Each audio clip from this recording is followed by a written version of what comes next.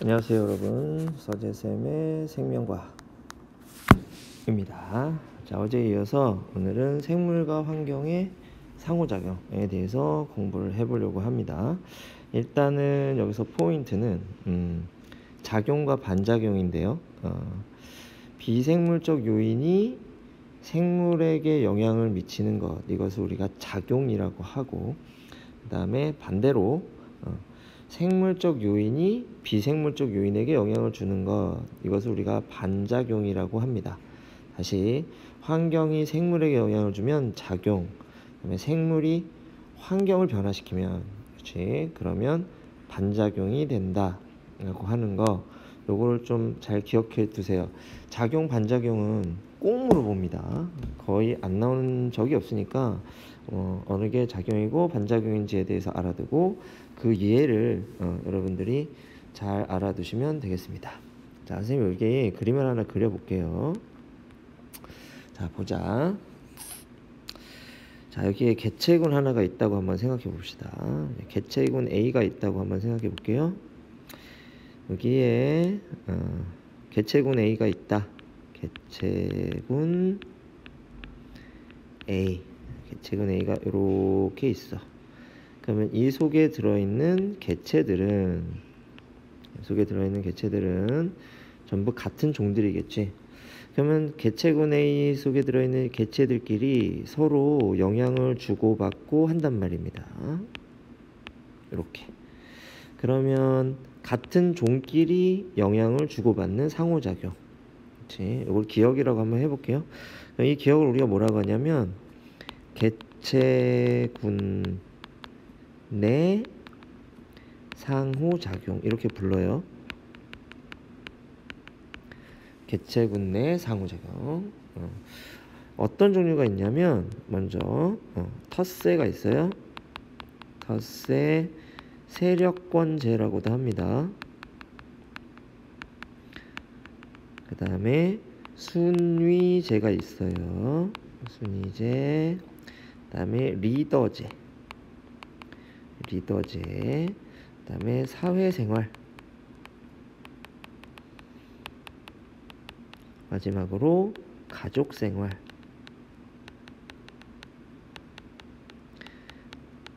자, 이게 바로 같은 종끼리 주고받는 상호작용 5가지에 해당하겠습니다. 그치? 그러면 자, 여기에 또 다른 개체군이 한번 있다고 한번 생각해 봅시다. 얘네는 개체군 B가 되겠지.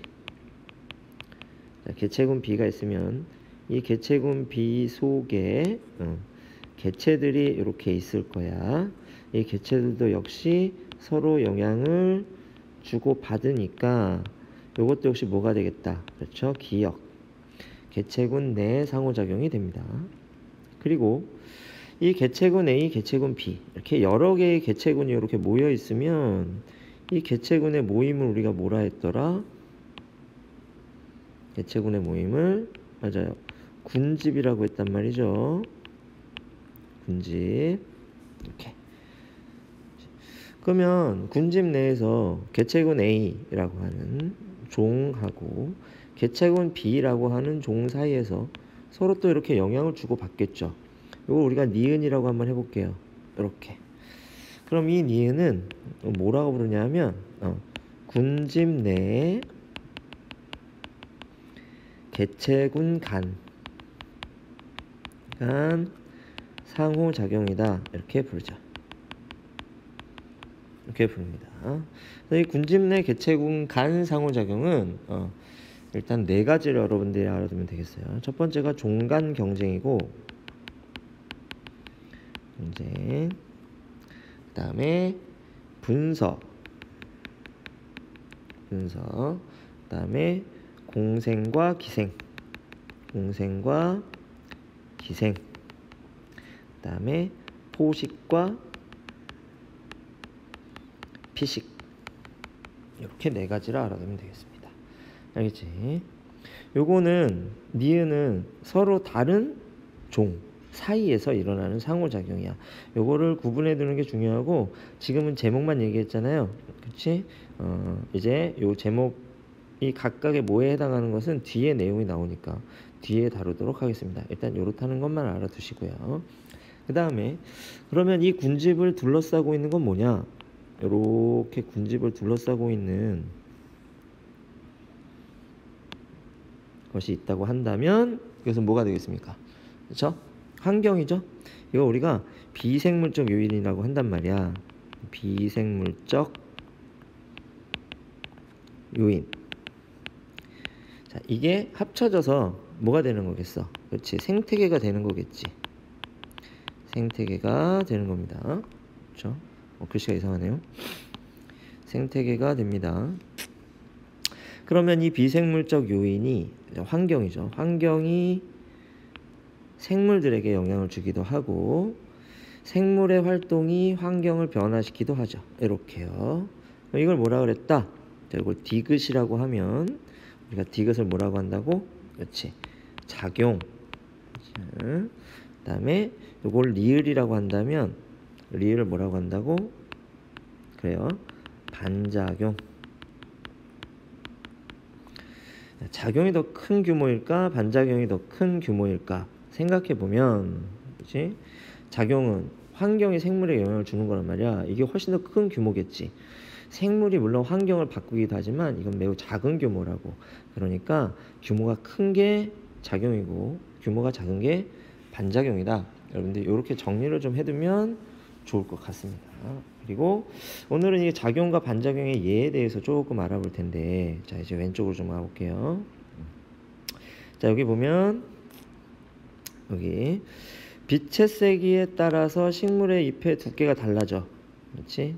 그러면 빛이 식물에게 영향을 주는 거지. 햇볕이 센 곳에 있는 잎은, 그렇죠? 햇볕이 센 곳에 있는 잎, 강한 빛을 받는 잎이지. 그렇지? 강한 빛을 받는 잎은 잎이 두껍고 좁아요.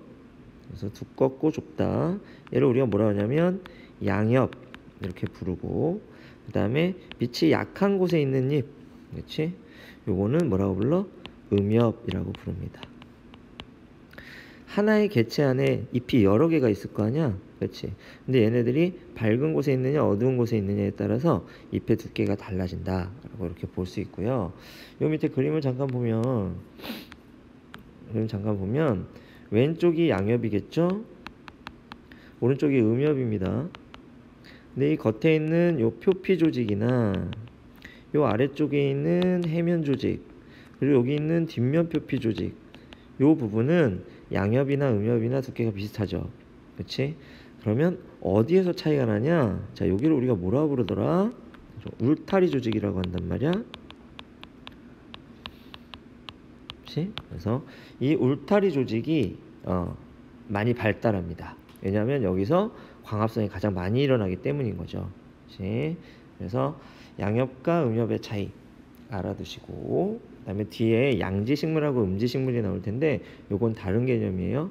양엽과 음엽은 같은 개체 안에 다른 잎이고, 양지식물과 음지식물은 서로 다른 개체 그리고 서로 다른 종이에요. 그렇죠? 그 중에서 양지에서 더 잘 자라는 식물, 이걸 우리가 양지식물이라고 하고, 음지에서 더 잘 자라는 식물, 이걸 우리가 음지식물이라고 얘기를 합니다. 그러면 요거는 작용일까 반작용일까? 그렇지? 요거는 작용의 예에 해당하는 거야. 작용의 예에 해당하는 건데, 이거 작용의 예에 해당하는 거야. 그 다음에 요거 한번 보세요. 빛의 파장과 생물. 그렇죠? 요거 보면 이 홍조류라고 하는 녀석은 파란색을 이용할 수 있는 애거든. 그렇지? 광합성에 파란색 파장은 매우 짧은 파장이잖아요. 그래서 이 짧은 파장은 물속 깊은 곳까지 들어갑니다. 그렇기 때문에 파란색, 물속 깊은 곳에 들어가면 파란색 파장만 남고, 파장이 긴 붉은 쪽에 있는 파장들은 전부 다 물에 흡수되어서 깊은 곳까지 들어가지가 않아요. 그래서 파란색 파장을 이용할 수 있는 이 홍조류가 어디까지 서식할 수 있다? 깊은 곳까지 서식할 수 있고, 녹조류 같은 경우에는 긴 파장을 더 잘 이용합니다. 그렇죠? 물론 짧은 파장도 이용하긴 하는데 긴 파장을 더 잘 이용해요. 붉은 계통의 긴 파장을 잘 이용하기 때문에 주로 얕은 곳에만 서식한다. 이것도 뭐의 예가 되겠다. 그렇죠? 이것도 작용의 예가 되는 거예요. 이렇게 작용의 예는 뭐가 환경이 생물의 형태나 아니면은 생물의 어떤 생명 활동에 영향을 주는 것, 이것을 우리가 작용이다 이렇게 얘기할 수 있고, 그다음에 요 밑에 한번 봅시다. 이 밑에 보면 버섯이 나오고 두더지가 나오죠. 그렇지? 세균과 버섯, 그렇죠? 얘네들이 토양 속에 있는 뭐를 증기시키는 거냐? 얘네들 분해자잖아. 분해자들은 유기물을 무기물로 바꾼다 그랬지. 그러니까 토양 속에 있는 무기물의 양을 증가시켜주는 역할을 해요. 결국 세균과 버섯이라는 생물의 활동이 토양이라는 환경을 바꾸는 거지. 그렇지? 그 다음에 두더지 역시 마찬가지. 지렁이나 두더지는 열심히 흙을 헤집고 다니면서 토양의 통기성을 높여줍니다. 그럼 이것도 뭐의 예가 되겠어? 이거는 반대로 생물이 환경을 바꾸는 거기 때문에 이거는 반작용의 예가 돼요. 이렇게 됩니다. 그래서 작용의 예, 그다음에 반작용의 예. 굉장히 많이 나와. 그렇지. 책을 찾아봐도 많이 나오고, 그런데 문제집 같은 것을 봐도 많이 나온단 말이죠. 그래서 뭐가 작용의 예이고 뭐가 반작용의 예인가를 여러분들이 잘 정리해 두면 좋을 것 같습니다. 사실 그렇게 구분하기 어렵지 않지. 그래서 그냥 상식적으로 생각해 보면 다 알 수 있는 것이다 하는 거 알아두면 되겠습니다. 그러면 문제나 하나 풀어보겠습니다. 문제 하나 풀어보고 그 다음에 마치도록 해볼게요. 여기 봅시다. 선생님이 좀 전에 그려준 거하고 똑같은 그림이죠. 그렇지. 문제 바로 풀어볼게요. 쉬우니까. 기억은 반작용이다. 자, 화살표 방향 보세요. 생물 군집에서 환경적으로 가고 있죠. 그러니까 기억이 반작용 맞네요. 기억 반작용 맞고요. 다음, 닭이 먹이를 먼저 먹기 위해 서로 싸워. 그러면 이거는 닭끼리 싸우는 거지. 같은 종끼리 싸우는 거란 말이야. 그러면 개체군 내 상호작용이 되겠죠. 그렇지.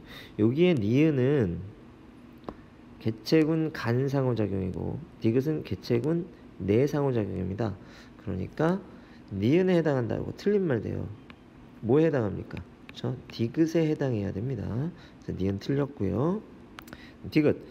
호남림에서 소나무와 신갈나무가 빛을 더 받기 위해 서로 경쟁하는 것. 이 경우에는 소나무랑 신갈나무랑 경쟁하는데 소나무하고 신갈나무는 서로 다른 종이지. 그러니까 얘는 뭐야? 개체군 간 상호작용이란 말이야. 그러니까 이것도 디귿이 아니라 뭐에 해당하겠다? 니은에 해당하겠죠. 그래서 얘도 틀립니다. 정답은 기억. 아마도 1번이 답이 되겠지. 그렇지? 이렇게 쉽게 우리가 한번 풀어볼 수 있었다 하는 겁니다. 자, 오늘은 여기까지만 하고요. 그 다음에 다음 시간에 각 환경과 그 다음에 생물들 사이의 관계, 그렇지? 이게 어떤 관계에 속해 있는가, 조금 어려운 부분들이 나올 겁니다. 빛과 생물, 그 다음에 온도와 생물, 이런 것들에 관해서 공부를 좀 해보도록 하겠습니다. 오늘 짧았죠? 오늘 여기까지. 다시 만나요.